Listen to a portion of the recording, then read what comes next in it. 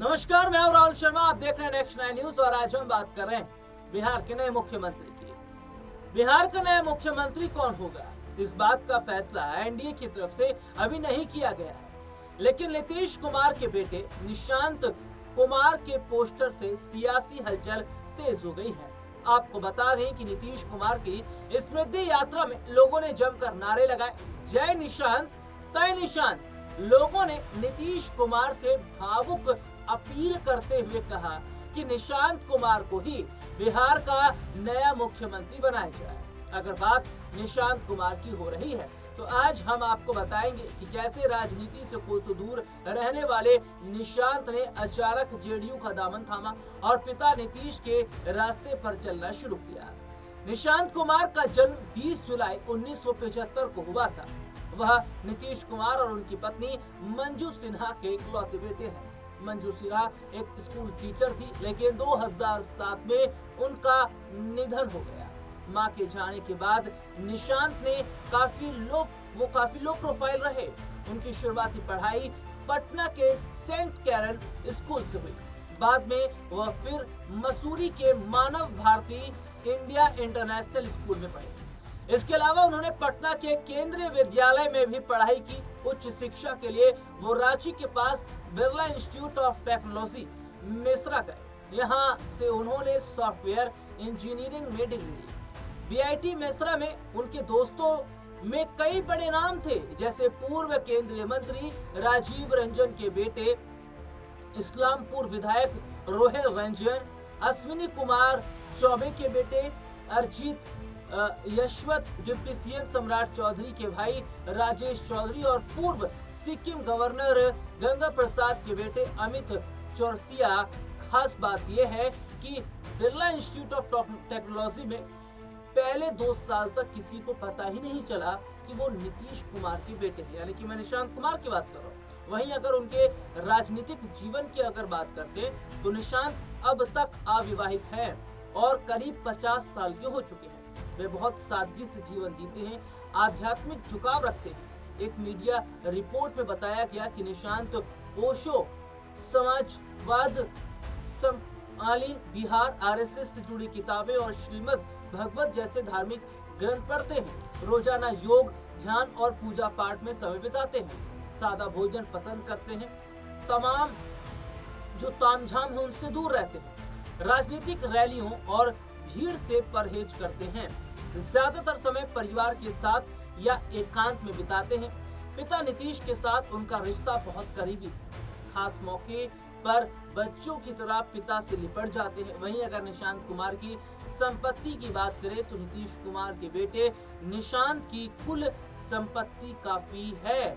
अलग अलग media reports में निशांत कुमार की कुल चल और अचल संपत्ति लगभग 3.61 करोड़ रुपए बताई गई है। इसमें बैंक बैलेंस, नकदी और निवेश के तौर पर करीब 1.63 करोड़ रुपए और बैंक खातों और फिक्स्ड डिपॉजिट में लगभग 1.28 करोड़ रुपए से ज्यादा की संपत्ति शामिल है। अचल संपत्ति के बारे में एक रिपोर्ट में बताया गया है कि निशांत कुमार की अचल संपत्ति करीब 1.98 करोड़ रुपए है। इसमें पुश्तैनी, खेती योग्य और आवासीय भवन आदि शामिल है। ये संपत्ति का बड़ा हिस्सा उनकी स्वर्गीय मां मंजू सिन्हा के निधन के बाद विरासत में मिला है।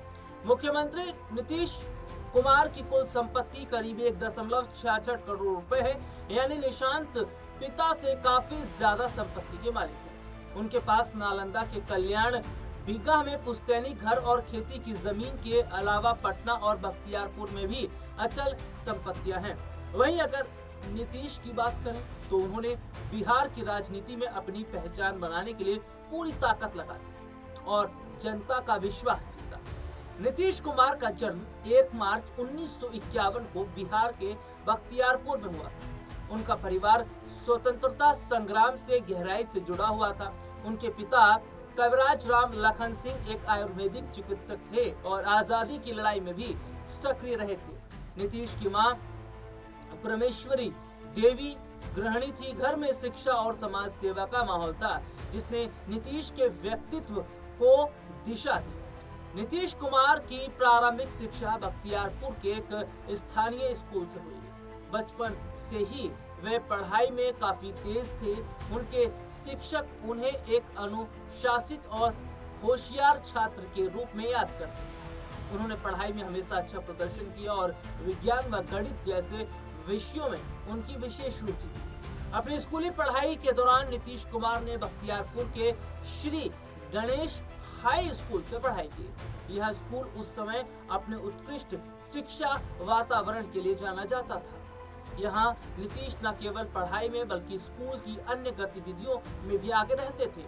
उनकी मेहनत और लगन ने उन्हें राज्य स्तर पर पहचान दिलाई। स्कूल के बाद उन्होंने पटना साइंस कॉलेज में दाखिला लिया, जो बिहार के सबसे प्रतिष्ठित कॉलेजों में से एक है।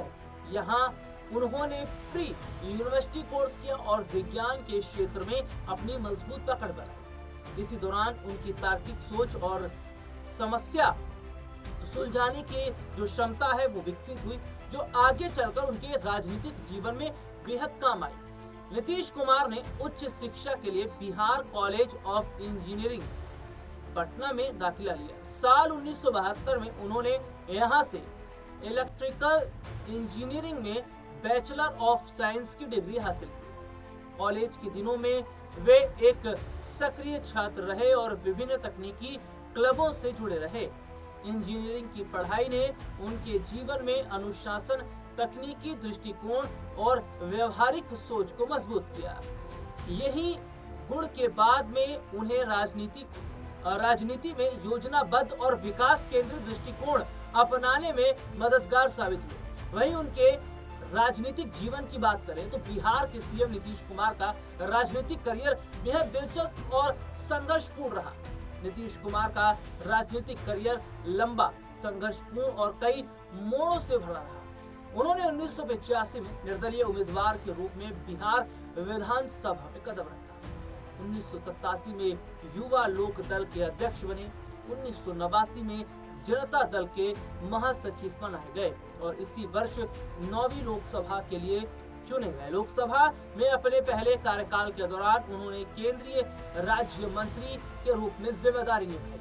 1991 में वे दोबारा लोकसभा पहुंचे और संगठन में राष्ट्रीय महासचिव की भूमिका मिली। 1994 में उन्होंने वरिष्ठ समाजवादी नेता जॉर्ज फर्नांडिस के साथ मिलकर समता पार्टी की स्थापना की और यह उनके राजनीतिक जीवन का अहम मोड़ साबित हुआ। नीतीश कुमार धीरे धीरे राजनीति में आगे बढ़ते चले गए। 1996 में वे फिर लोकसभा पहुंचे और बाद में अटल बिहारी वाजपेयी की सरकार में केंद्रीय मंत्री बने। उन्होंने रेल मंत्रालय सहित कई महत्वपूर्ण विभाग भी संभाले। 2001 से 2004 के बीच रेल मंत्री के रूप में उनके फैसलों की काफी चर्चा हुई। उस दौर में रेलवे के आधुनिकीकरण और सुरक्षा को लेकर कई पहल भी की गई। वे 1989 से 2004 तक बाढ़ लोकसभा सीट से लगातार चुनाव जीतते रहे। इससे उनके मजबूत जनाधार का अंदाजा लगाया जाता है। 1990 में बीपी सिंह की सरकार में वे पहली बार कृषि राज्य मंत्री बने। बिहार की राजनीति में उनका सबसे बड़ा अध्याय मुख्यमंत्री के रूप में शुरू हुआ।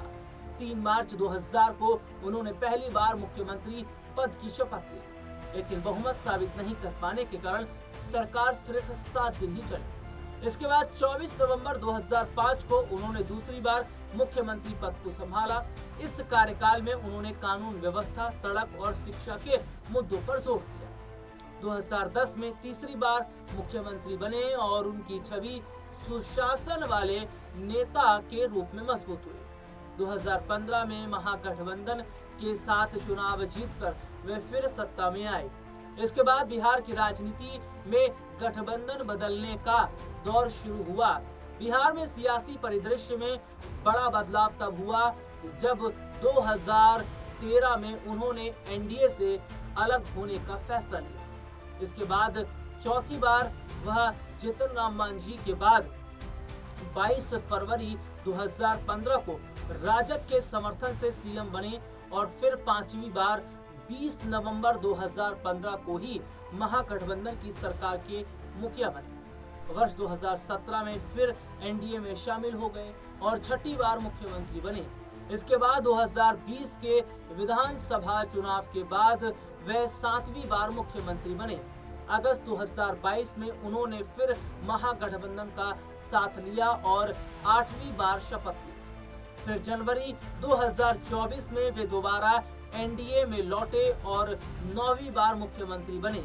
20 नवंबर 2025 को उन्होंने 10वीं बार मुख्यमंत्री पद की शपथ ली। इस समारोह में प्रधानमंत्री नरेंद्र मोदी, गृह मंत्री अमित शाह समेत कई बड़े नेता मौजूद रहे। नीतीश कुमार अब राज्यसभा जाने का फैसला कर चुके हैं। नॉमिनेशन फाइल उन्होंने कर भी दिया है और जैसा कि देखा गया कि नीतीश कुमार का जो रास्ता है वो राज्यसभा के लिए साफ हो गया है। लेकिन अब चर्चा ये हो रही है कि बिहार में अब सीएम कमान कौन संभालेगा, मुख्यमंत्री पद कौन संभालेगा।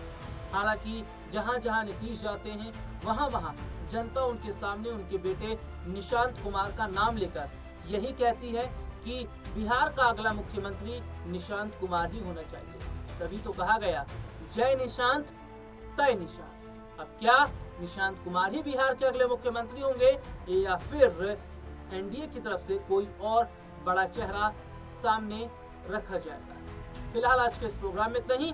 फिर आपसे दोबारा मुलाकात होगी, तब तक के लिए इजाजत दीजिए। नमस्कार।